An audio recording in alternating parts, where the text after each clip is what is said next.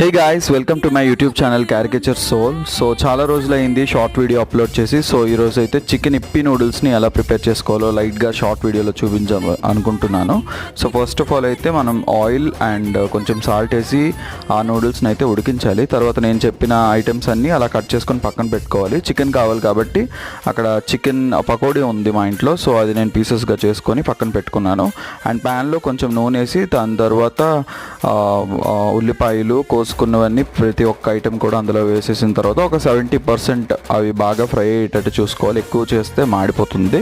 So అవి అయిపోయిన తర్వాత మనకి టేస్ట్ మేకర్ ఒక్కటే మనం యూస్ చేసుకుంటున్నాం. ఇందులో కారం, ఉప్పు అలాంటివి యూస్ చేసుకోవట్లేదు కాబట్టి టేస్ట్ మేకర్ వేసేసి ఆ తర్వాత బాగా ఉడికించిన నూడిల్స్ని కూడా అందులో వేసేసిన తర్వాత సోయా సాస్ అండ్ టొమాటో కెచప్ని నేను చూపించలేదు, అవి యాడ్ చేసేసి మంచిగా కలుపుకుంటే మనకి ఎంతో టేస్టీగా ఉండే చికెన్ ఇప్పి నూడిల్స్ అయితే ప్రిపేర్ అయిపోతుంది. సో ప్రతి ఒక్కరు కూడా ట్రై చేయండి.